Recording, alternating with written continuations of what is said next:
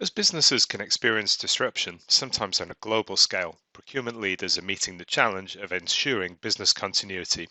Having visibility into your supplier relationship health is crucial to making that happen. It's not easy though.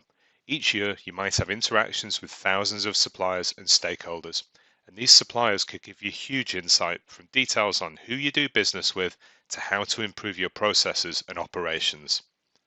Before I show you the system, I just want to touch on the benefits of gathering granular detail in your surveys and to combine operational what data with experience why data.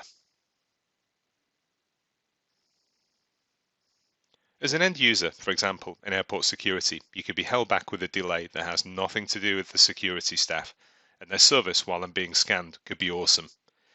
But then we get to the survey desk. You see them in shops, in post offices, airport security, places like that, and they gather feedback. If I'm annoyed about the overall experience, I might mark them down with a big red face, but my feedback is only at a high level. It tells the airport how you feel, not why you feel that way, which makes it hard for them to work out where problems lie and how to fix them. And this is why businesses use and can benefit from Qualtrics. Meet John. He's a global strategic sourcing director and he needs to source some new materials for his company. But lately, he's been a bit worried about the low amount of suppliers he's receiving quotes from in response to his RFIs. He needs to go to Qualtrics. So in short, John is acting on insights, and by accessing his X data, he can make a change. Meet Lubna.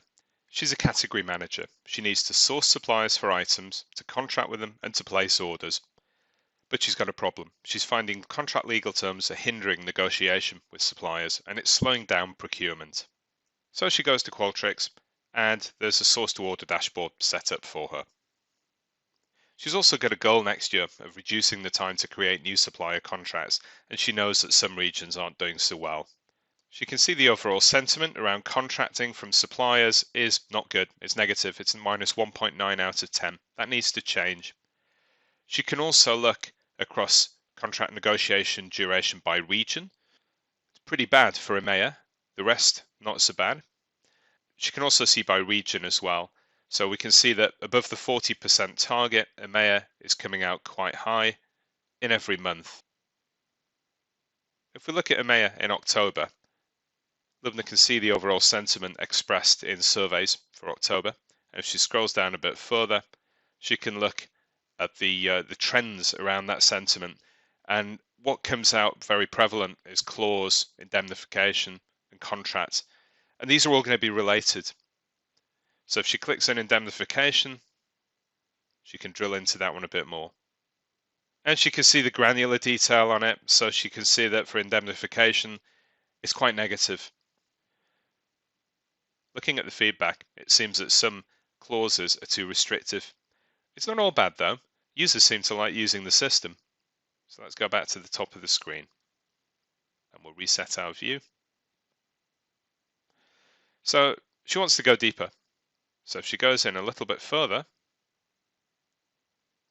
she can see the sentiment over time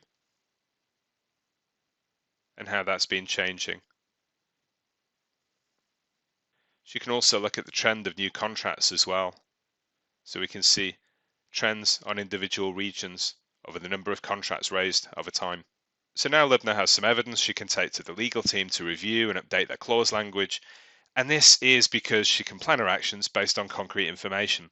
The operational or O data helped her understand what's happening in her processes, and the experience X data from the surveys has helped her understand why that process is working the way it is currently.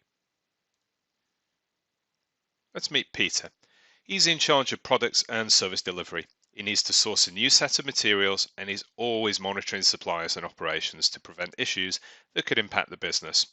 But he's got a problem as well. Right now, issues in ports are delaying delivery of some of the things he's buying. So he needs to track that. So again, he's going to go to Qualtrics and he's going to go to the product and service delivery dash.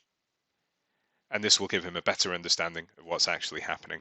So if he looks at the OTIF average chart, So that's on time and in full delivery KPI, which defines whether suppliers are able to deliver the expected product in the right quantity, the right date, the right place.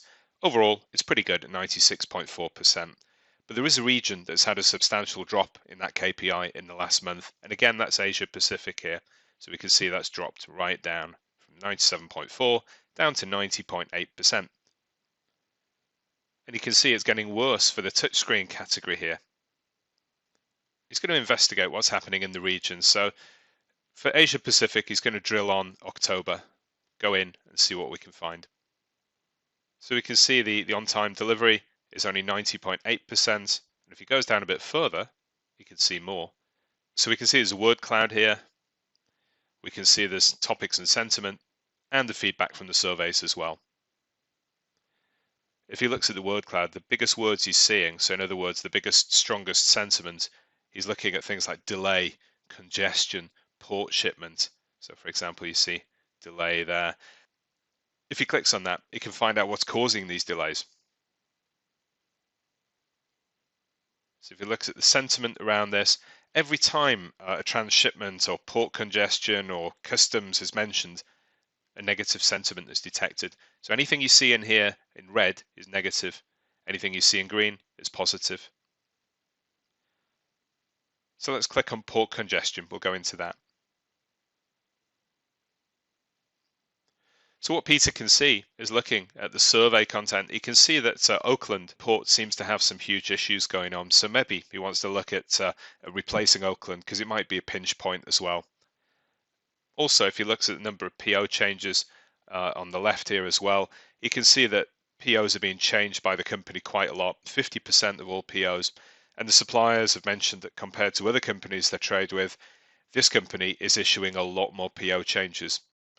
And this, of course, results in operational delays, and that's affecting both the company and the suppliers. And now he knows this, he can go to the planning team, talk with them about making the POs more accurate so they can minimize these changes and avoid these delays on delivery.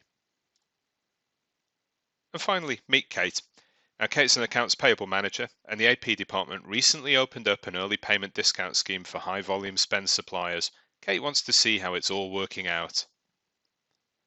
She finds a problem though. Suppliers aren't signing up to their early payment scheme. She needs to find out why. Like the others, Kate goes to her dashboard. She's got a payables dashboard in Qualtrics, and this analyzes some experience data coming in from the supply surveys. And so far, she can see that from an early payment discount perspective, only 5% of the suppliers have agreed to participate in the program. That's a bit of a problem. If she goes down a bit, she can see program usefulness is rated as 3.1% out of 5, and that's rated by the suppliers. And Kate needs to understand what's stopping some suppliers from joining this program and finding better value. There's also some word clouds. We can see a positive word cloud in green here and a negative word cloud in red here. So Kate's interested in the negative one for the moment, and she's going to look at one of the biggest terms, one of the most frequent terms here, which is discount. So let's click on it.